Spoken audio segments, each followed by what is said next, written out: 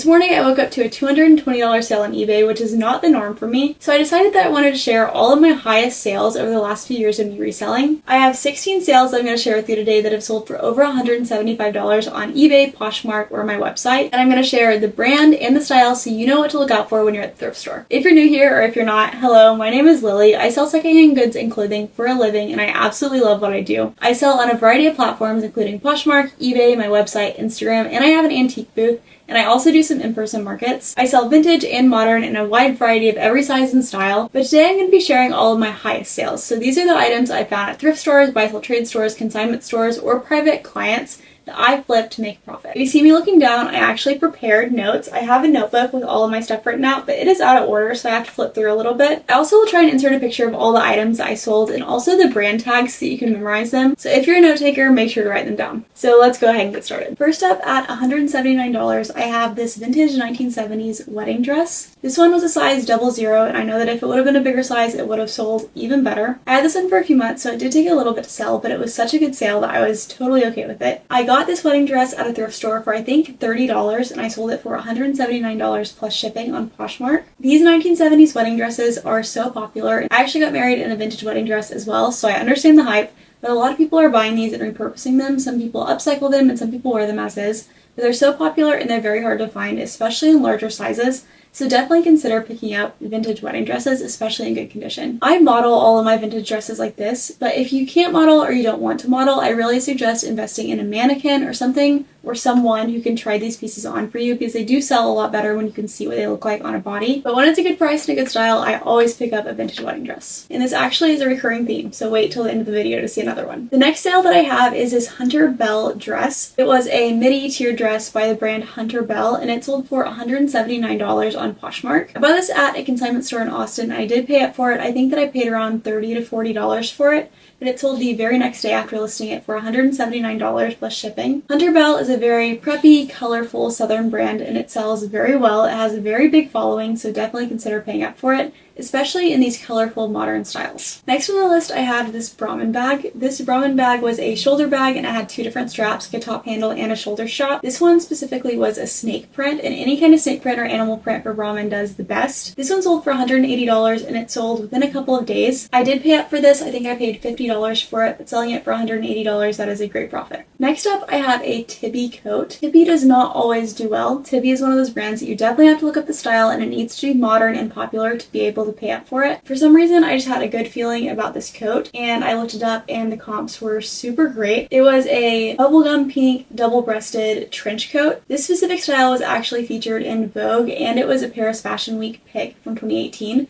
So there were lots of great pictures of it, and it was very popular. I paid, I think, $20 for it at a local buy-sell trade store, and it sold for $180 within a couple of months. Pictures is something that makes a huge difference when it comes to selling. It definitely makes it a lot easier when you have pictures like this from Vogue or from other bloggers or influencers, but if not, I really suggest modeling or using a mannequin. Next up, I have this Giovanni prom dress. I got this at a Goodwill, and I think that I paid $15 for it. I sold it for $180 the very next day. One reason this one sold so quickly was because it was in the middle of prom season. I think that I got this in March, and prom is usually in April, so someone was really scrambling to find a dress. Prom dresses do great, especially during prom season, especially in brands like Giovanni or Sherry Hill, and also especially in current styles like this. Definitely look at comps on any prom dress that you find, because some of them will do very well very quickly. Prom dresses also are great for homecoming and for pageant season, and so make sure you're listing them year-round. Next, I have a brand that I feel like is not very well known. This brand is Sleeper. I sold these Sleeper pajamas for $190. Sleeper is known for their elegant party pajamas, essentially. A lot of people buy them for their wedding days, for getting ready, or for big parties, or for photo shoots. These specific ones were their signature style, and they have feathers on the cuffs, on the arms, and on the legs. I found these at a local store that has factory seconds, so a lot of their items are flawed, but this one was not flawed actually. I paid up $50 for it, which really made me nervous, but I sold them for $190 within a week, so I was very happy with this purchase. Any kind of feather bridal pajama like this does really well. There are a lot of other brands that sell them, so make sure to keep an eye out for that style and to look up comps when you find it. Next, this was my very first sale that was over $200. It was this pair of Chanel shorts. I bought these at a buy-sell trade store in Austin, actually the same one that I bought that Hunter Bell dress at. I paid up, I think, $27 for them, which at the time was the most I'd probably ever paid up for something. They were runway shorts from a few years ago, so I did find a photo photo for them. However, they had been altered, they had been taken in, so some of the tags were missing, so I had such a hard time authenticating them. But I did get them authenticated through Real Authentication, and they took a little bit to sell, I want to say a few months, but they ended up selling on an offer for $200 on eBay, and I was over the moon. I had no idea that I could sell something for that much money, and I was so happy with that. When it comes to designer items or items that are faked often, I really suggest getting them authenticated. It's going to make your whole selling journey a lot less stressful and overall just protect you in the long run when it comes to any kind of cases that could be opened against you. Next, this is the sale that I woke up to this morning. It was this 1920s party dress. It was a handmade item, all silk, and it was absolutely beautiful. It had a few flaws, just as any other 100-plus-year-old item would. I bought this at an estate sale for $5 less than 2 weeks ago. I listed it last week and it sold this morning for $220 on eBay. Vintage dresses can do so well. It definitely depends on the style and the condition, but this dress I just knew I had to take home with me. I had never seen a dress that was this old that was still intact and wearable, so I knew that I had to try it out. A lot of estate sales have vintage pieces, but I had never found anything that was this old. I did a lot of research and looked up a lot of different things that can age pieces, like, of course, the style, but also the material they use, the kind of tags that were in it, which this one didn't have any, the snaps, the zippers, any kind of hardware that's on the item really helps in aging it. This one was a 1920s dress, and I am so glad that it found a new home, and I hope that it can be restored and worn or kept in a museum somewhere. Next up, I have another Brahmin bag. This one is actually significantly smaller than the other Brahmin bag, and so I was very surprised by how high comps were. This one was just a little shoulder bag, but this pattern is very rare and desirable. The pattern is called Copacabana, and it has like these trucks and palm trees on it. This pattern is super desirable, and it sold for $230 pretty quickly. I think I paid up $50 for it at a buy-sell trade store, and I was very happy with my return. When it comes to handbag brands like Brahmin, there are certain patterns and styles that do way better than others, so make sure to look up comps whenever you find them. Next is my next $200+ sale from this week. It is a 1970s wedding dress, but this one was in such a popular style and in beautiful condition. I was so happy to find it a new home. It actually is going to a wedding in Sweden, and the girl messaged me and is so excited, so I'm so happy to get it to her. This one sold for $245. I had it listed at $350, but I sent 30% offers to my Instagram shoppers for my website. So it sold on my website for $245, but this one sold within a couple of days, and I was so happy to find it a new home. Next, I have yet another Brahmin. Until I was looking at this, I honestly forgot that I had this many Brahmins, because Brahmins for me sell so quickly, especially these styles. This one is a crocodile leather bag, which is by far their best selling, so of course it did well. It sold for $250 on eBay, and it sold within a few days of me listing it. This one was in beautiful condition, and it was a very large bag, so that's why it sold for more. I bought this one from a client that I went through their closet clean out. I bought it for I think $50, and it sold for $250 on eBay. Next, this is a pretty recent sale within the last month or so. This is a Veronica Beard blazer. This specific blazer was still on their website for $645, and so it's a brand new style. It actually did have a little bit of wear on it, but the comps were so high that I still listed it pretty high. It sold for $254 within a month of me listing it. Veronica Beard is one of those brands that has been popular for a long time, and it still is very popular and very valuable. Their blazers by far do the best out of all of their items, but they do have jeans, tops, sweaters, that kind of stuff too.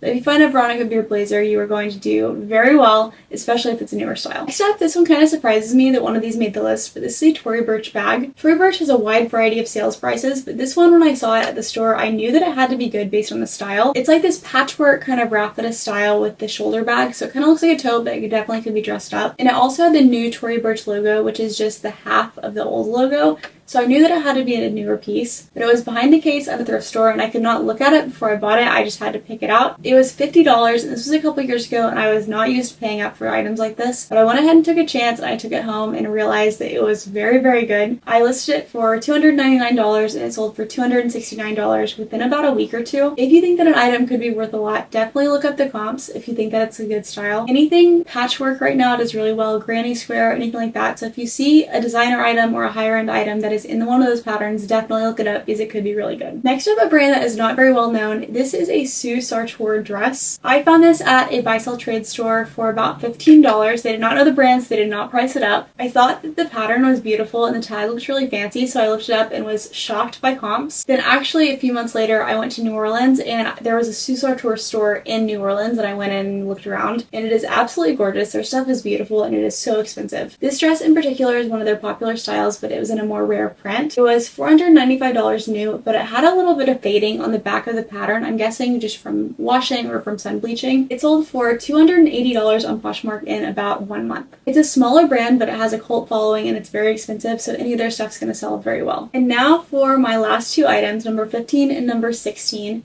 They are actually from the same brand and they are the same style. They are Hermes scarves. I had two Hermes scarves that were both still in the box. They were both 100% silk and had these beautiful patterns on them, which Hermes is known for. I had never seen anything Hermes, so I had no idea what to expect. One of them actually still had the original receipt in the box, so I knew they were authentic. These two are the highest sales that I've ever had, and they sold super close together. I bought them both from a client who had cleaned out their closet.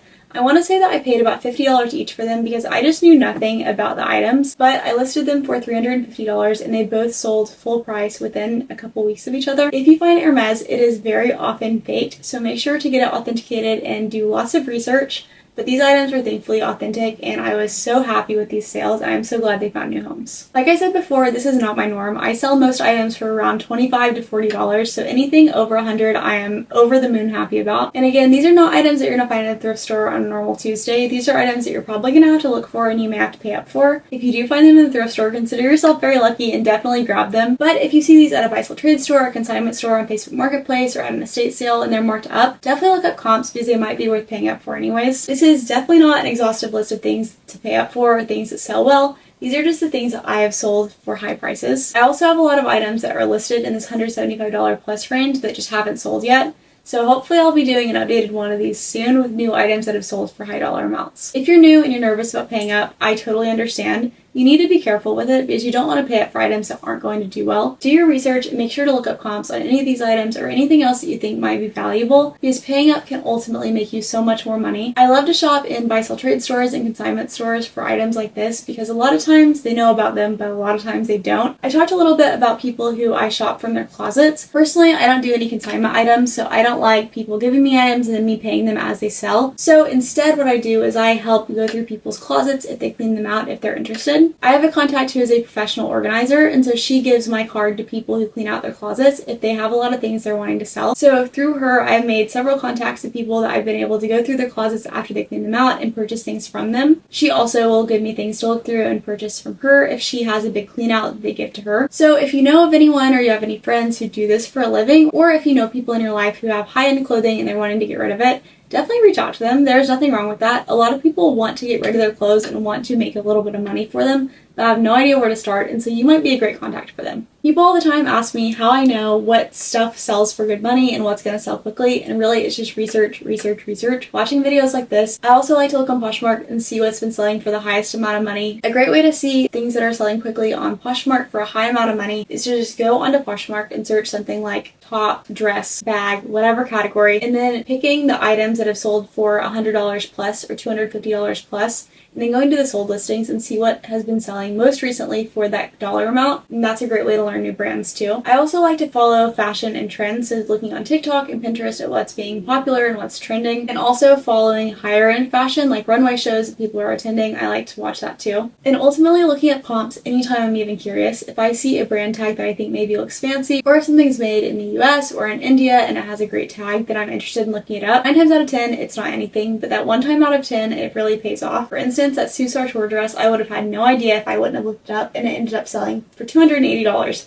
So it's definitely worth my time to look up every time I see a tag that I think might look good. I may not wake up to a $220 sale every morning, but this morning I did and it felt very good. If you like this kind of content, please like and subscribe. I post new videos about working from home and being a reseller every Friday. And also, please let me know in the comments what other kind of content you want to see or any questions you have about this video. Thank you so much for watching, and let me know what you want to see next time. Thanks for being a part of a little bit of my closet.